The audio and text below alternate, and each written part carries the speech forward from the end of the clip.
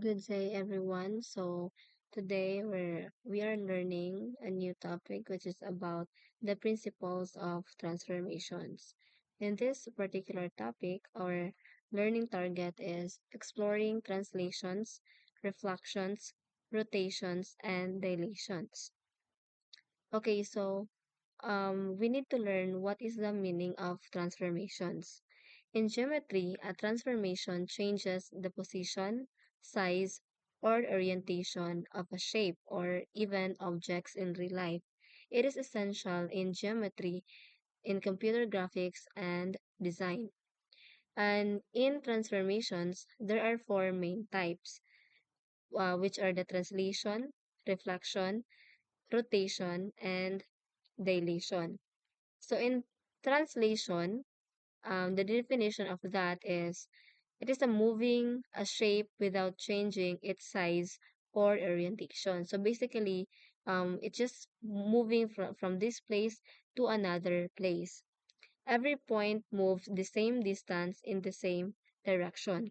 For example, we have here sliding a square, this one, 5 units right and 3 units up.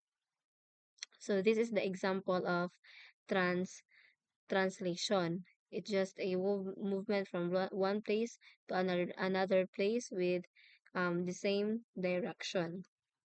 So next, let's go deeper with the reflection. So reflection is it's just like creating a mirror image of a shape over a line. This a line or axis of reflection. So in this particular illustration, this is the axis of reflection. And reflection from the word itself, it's like facing mirror. So yeah, this object is the reflection.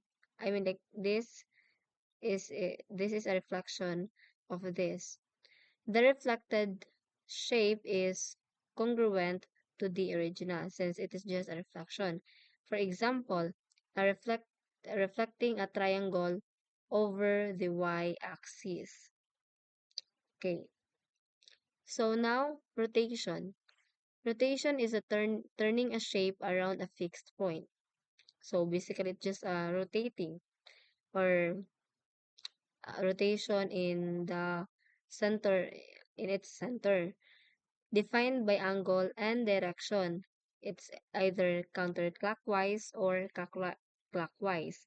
For example, rotating a rectangle, this is a rectangle, 90 degrees 90 degrees clockwise. So this is the original object and then um, rotating 90 degrees to the clockwise. So now this is now the direction of that rectangle being rotated in 90 degrees going to the in the direction of counterclockwise.